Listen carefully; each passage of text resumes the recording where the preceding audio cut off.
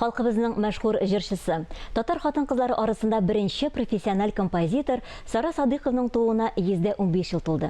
Бүгенге көндә республикабызда 400-дән артык җыр, 18 спектакльгә музыка иҗат иткән композиторга багышланган 2 музей эшләп килә. Шуларның берсе шәһәребезнең 4-нче татар гимназиясендә урнашкан Сара Садыкова музей эшчәнлеге турында без студиябызның кунаклары белән сөйләшербез. Бүген бездә кунакта Ләйсән һәм Камилә Гайнетдиновлар. Хәерле көн, исәнмесез? Хәерле көн, исәнмесез? Ләйсән ханым, 2013 елда ук сезнең музейга музей статусы бирелгән була. Һәрбер музей әлбәттә ул бит инде үзенең экспонатлары белән кадерле. Иң кыйммәтле экспонатлар арасында ниндиләр бар, кайсылары белән мактана аласыз? Сез беләсезме, музейдагы һәрбер экспонат безнең өчен кадерле, безнең өчен алар барысы да килеп эләгү тарихларда шулай ук бик кызыклы, һәрберсенең дә үз тарихы бар. Аларның күбесе менә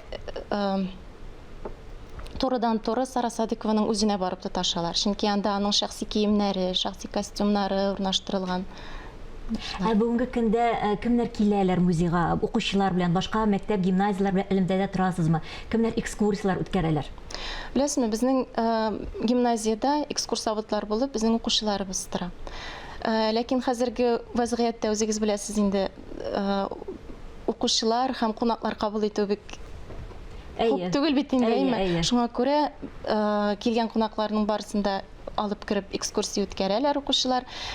Һәм менә музыка дәресләрендә яки беренче сыйныфлар өчен шулай укучыларыбыз экскурсия үткәреп, әлеге музей белән, андагы экспонатлар белән, Сара Садыкованың иҗаты белән таныштырып үтәләр. Балаларга кызыклы дип уйлыйсызмы? Ничек менә бу Сара апаның әйберләрен, шәхси киемнәрен күрү? Сез беләсезме, мин үзем карап торганы бар, балалар шундый кызыксыну белән карыйлар ул экспонатларны. Чынлап та шул Сара Садыкованың үзенекеме алар, чынлап та менә ул киеп куйганмы аларны, чынлап та бу утырган урындыклармы дип шулай иттереп кызыксынып сорыйлар. Алар өчен бик кызык ул. Балаларга биографиясын сөйләгәндә Сара апаның нинди менә кызыклы шундый мәгълүматлар җиткерәсез балаларга? Сара Садыкова бит инде ул Татарстанда иң беренче хатын-кыз композитор, шуның белән мактана алабыз инде без әйеме. Аның сәхнәгә чыкканда хатын-кыз буларак та үзен шундый тотышы һәм бер кайчанда калфак кимеше чыкмаганы менә шул кызыклы тыела балаларга. Кара әле нинди булган икән дип шулай итеп кызыксынып карыйлар. Һәм шулай бүгенгә кунак булып килгәндә шул традицияне дәвам итеп, матур итеп калфаклар киеп килгәнсез. Тырыштык.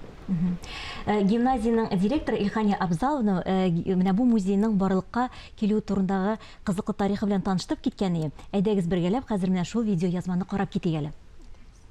Без шәһәребез белән Казанның 1000 еллыгына әзерләнеп йөридек ул вакытларны. Без инде коллектив белән үзебезнең гимназиябызда да шушы 1000 еллыкка үзебезнең өлешебез керсен дидек. Инде сәнгать мәктәбе булгач, татар баласын татар мохитында, татар магында тәрбияләргә кирәк дип уйлыйм мин. Шуңа күрә менә гомумән Сара Садыкова музейын ачырга уйладык. Һәм инде ул аны ачыр өчен мин Әлфия апа белән таныштым. Әлфия апаны таныштырды мине безнең үзебезнең фәнни җитәкчебез Илгизәр Тимергәлиевич Гайсин. Ул вакытта ул география факультеты деканы иде.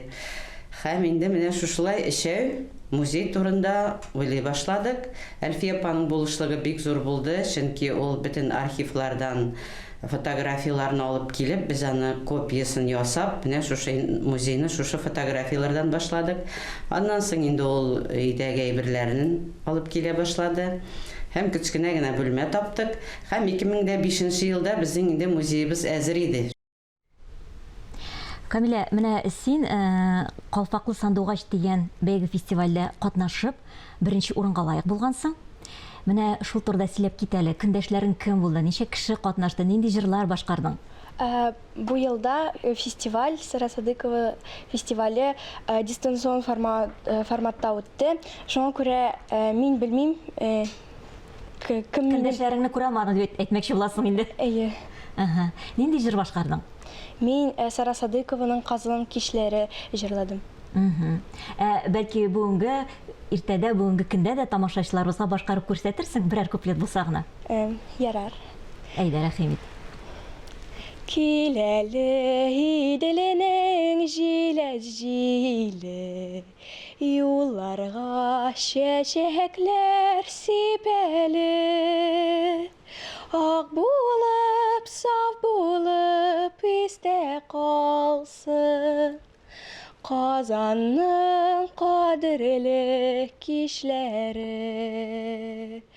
Ак булып, саф булып истә калсын Казанның кадерле кичләре.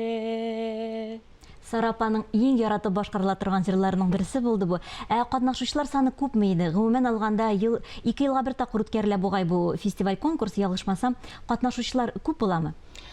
Әйе, әлеге фестиваль 2 елга бер тапкыр үткәрелә. Катнашучылар безнең башка елларда 200-дән дә артып киткән вакытлары булды. Бу ел инде менә күбесе чыгып китергә куркыныч булыр микән инде дип инде шу вазгыятьтә 70-тән артык конкурсантыбыз, катнашучыбыз булды бу ел.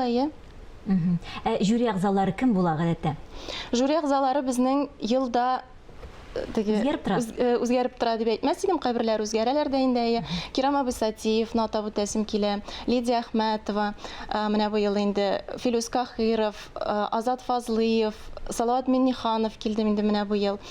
Аннан соң Мөнир Якупов, танылган башкаручылар барысы да. Әйе, барысы да. Мингул Галиев, Маргарита Коварскалар барысы да танылган башкаручылар, композитор, җырчылар араларында менә шундый мәшһүр танылган кешеләр.